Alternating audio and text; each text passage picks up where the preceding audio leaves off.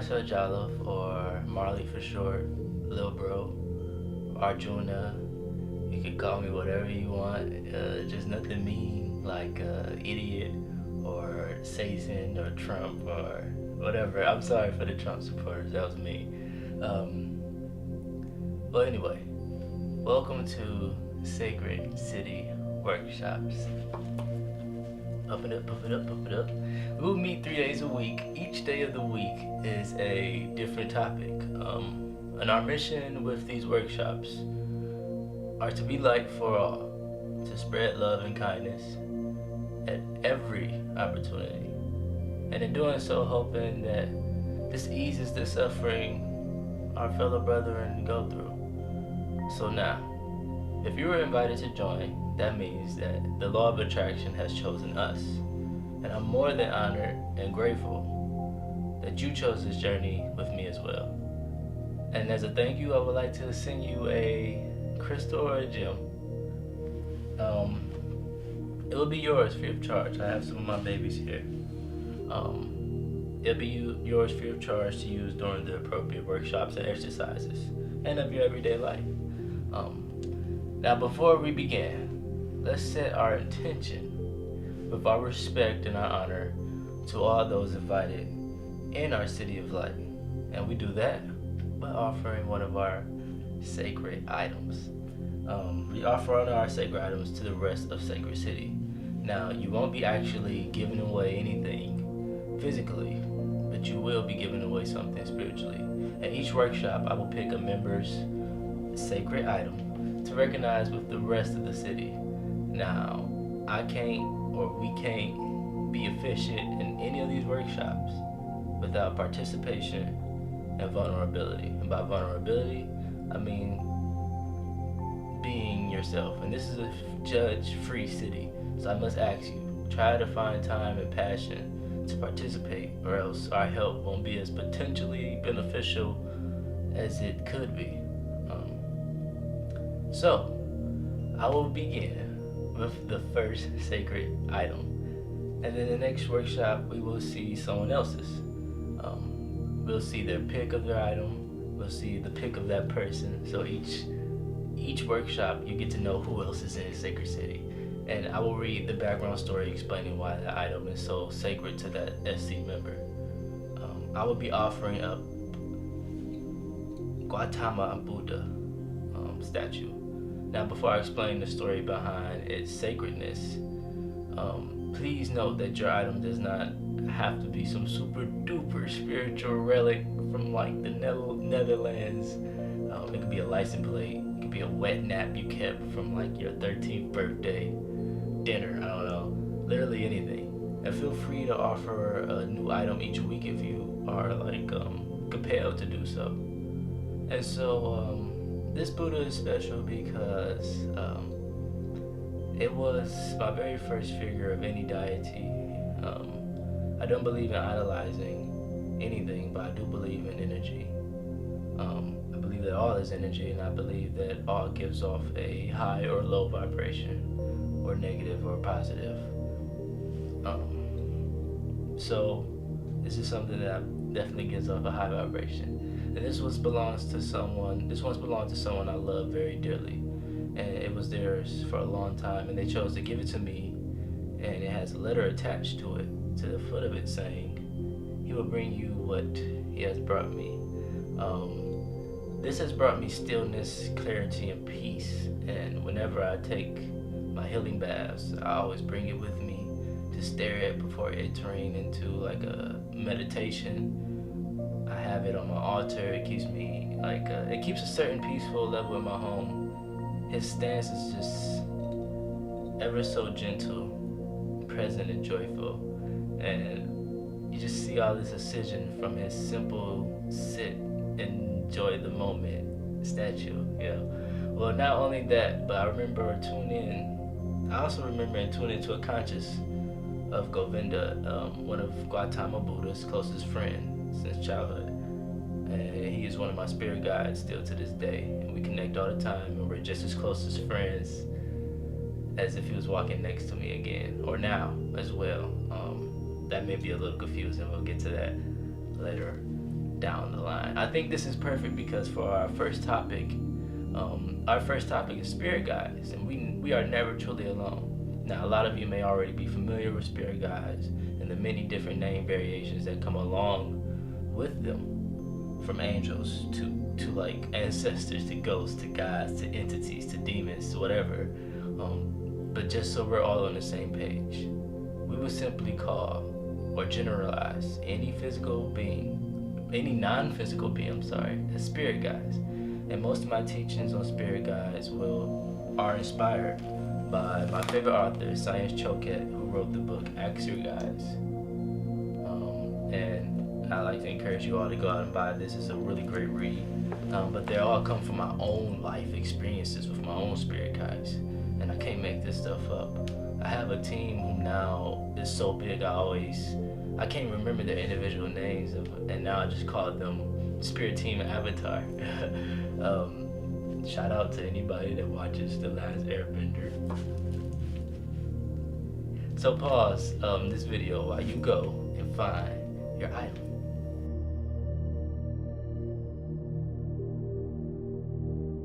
And this item establishes a vibration routine with spirit world, heaven, however you view life beyond earth, that realm, life beyond this realm. That is what this establishes that for. It also sets intent of your devotion and desires, and for our sake, we're gonna call it spirit world. Universe will respond in two ways. One, your own guides will recognize when to be present and connect with you, and universe will make sure you're not disturbed during these workshops. So bringing this sacred item will raise all of our vibration to an honorable level of respect and peace.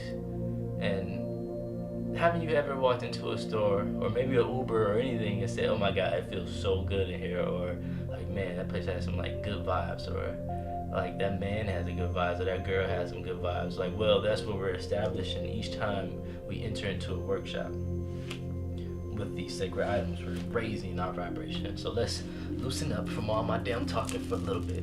I know I'm a bore, and let's begin with a check-in. Pick a fruit that describes your mood right now.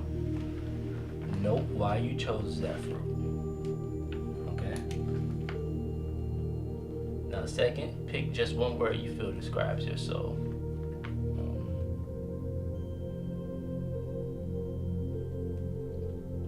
I picked orange. It has this hard, vibrant outside, and when you open it up, it has like this thrilling, life-giving inside that has so much to offer. And honestly, I have been through some tough times, and I feel that an orange matches my mood in life now. The tough times representing the orange peel, but what the tough times are doing are leveling up my vibrations and energy, releasing old outworn habits and energy, and revealing beauty in me that I can soon embrace and share with the rest of the world. Now, your reason don't have to be all drawn out like mine. I once had a student tell me they feel like a tomato because they don't know how they really feel, and nobody really knows if a tomato's a fruit or a vegetable, or a guava. Somebody said guava before because they don't know how guava tastes, and they didn't know how they felt. And so we had a lot of fun, we had a lot of laughs, but not in judgment, in relation. And so the one word I picked to describe my soul is actually still. Now, today's workshop will end with two do-it-your-own assignments, and you are to note-take your experience in a notebook or journal. And if you are vulnerable enough, we ask that you share your experience by simply emailing your story to me, emailing pics of your journal documentation or what have you. And we'll read it for next session, but I'll share the post in the person, so we'll get to learn more and more who else is in this. And we're gonna learn a wide range about spirit guides over the course of these workshops, from the nature kingdom and the animal guides, from learning to see your guides, your spirit guides, from learning to see the angels, the ministry of angels, the runner guides, helper guides, joy guides, messenger guides, archangels, ascended masters, saints, celebrity guides, yes, teacher guides, light beings, guardian angels, and even negative entities. But our first very guide that we're going to learn about is our guardian angel. Angels are the one thing most religions agree on. But before we can do that, let's make sure we know our own unique vibration and soul before recognizing another's. Once we know our own energy from that of another's, it will be that much easier to recognize, become conscious of, and connect to both physical and non-physical beings and things around you. Even science has proved that all is energy. So I have found that we can not only connect to all energy, but we can feel it as well. Even a tree, even a wall. And so we circle back around to why I asked you to describe your mood, to describe your soul. Learning to consciously recognize types of energy can come in handy. Many know that appearances aren't everything. In fact, they can be misleading. And so being sensitive to spirit can help with making decisions, with knowing your God-given intuition versus your fear-driven ego. Your awareness and of resistance and flow will increase. You'll know good vibes from bad vibes like this. And with a strong intuition, no one can ever get over you pretty much. It's like your sword or your shield. And you'll still learn how to create a minimal suffering life filled with so much joy and glory. And so let's just take it a bit further than just a fruit or word. So for starters, let's first of all accept or recognize we are indeed spirits living in human experience and not humans living a spiritual experience. So knowing that we are all spirits, that we are spirits, we're energy, and we're connected, helps accept the divine, immortal force of source that we inevitably are.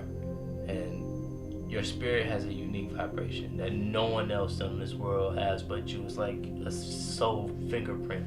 And this makes you not more special or important than anyone. In fact, on a spiritual level, we are all equal. Simply just ascending a different race. We're energy, so some people move faster than others. Don't confuse your emotions and ego for your soul or your spirit, though, because our emotions is what your ego made as a shield, as a defense shield around your soul.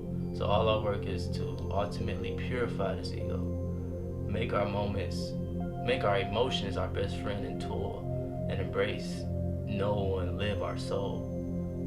And so next, let's take a break, take a moment, and answer the following questions in your journal. And if you have music you like to play your music. You don't need to listen to my voice solely. So answer, what does your spirit want?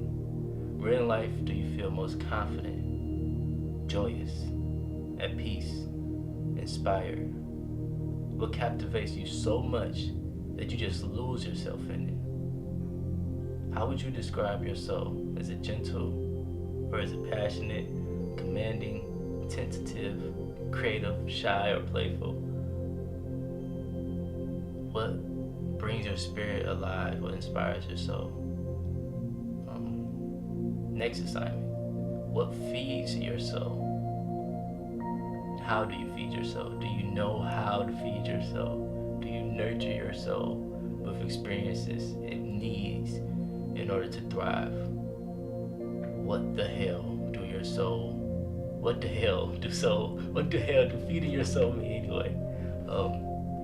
Food for the soul are the energies and activities and experiences that bring you life in joyous, peaceful, forward-moving ways, therapeutic, healing, releasing, inspiring ways.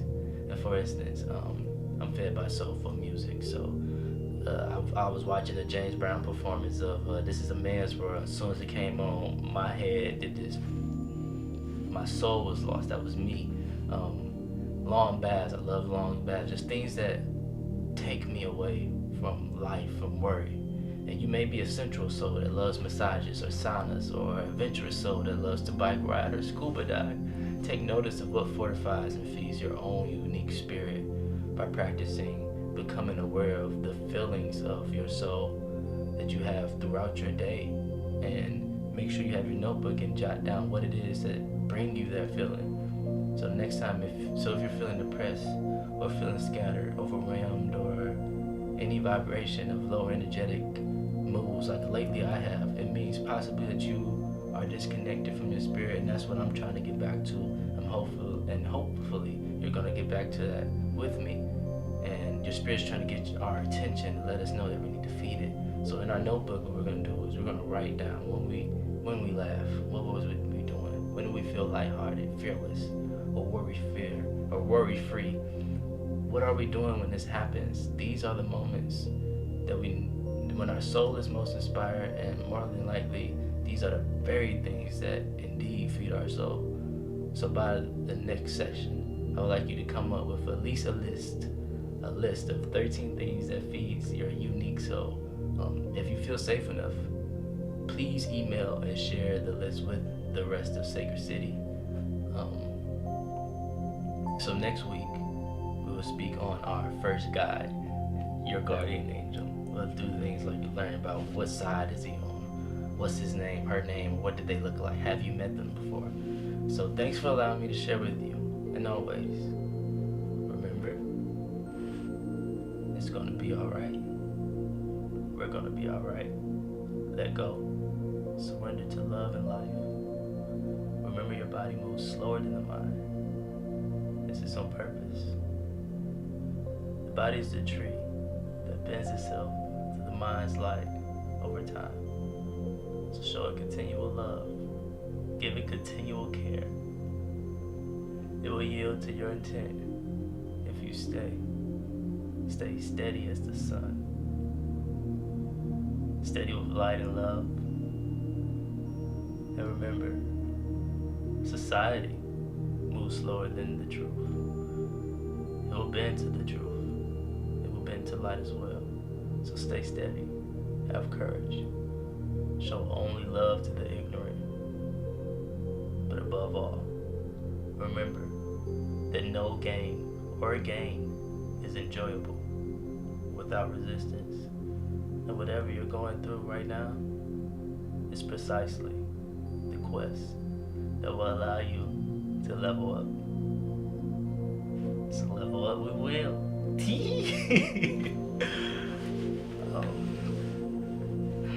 Thank you so much. Namaste. Love you.